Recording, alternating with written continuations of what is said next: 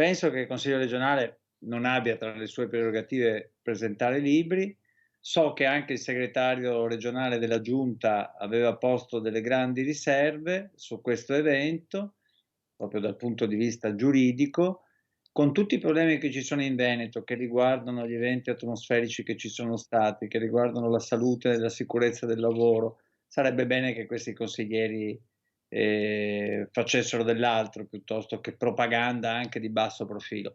Il Consiglio regionale dovrebbe occuparsi di tutti i problemi che affliggono il Veneto e non certo affrontare discussioni sulle tesi di Alessandro Rossini riguardo ai rapporti tra Russia e NATO o alla guerra in Ucraina.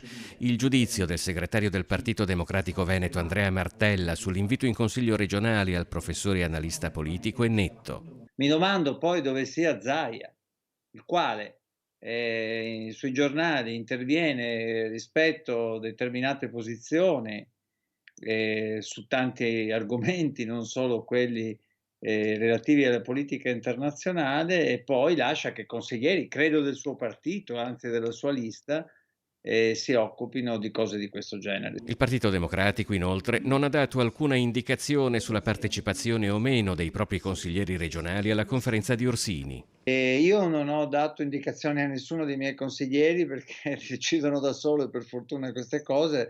La capogruppo in consiglio regionale ha ritenuto di criticare questa iniziativa e di pensare che non fosse opportuno andarci. Io sono d'accordo con lei. Non penso nemmeno che siamo allineati come Fratelli d'Italia, cioè ognuno prende le sue decisioni. Noi riteniamo questa iniziativa un'iniziativa inutile, sbagliata e di cui in questo momento non c'era nessun bisogno.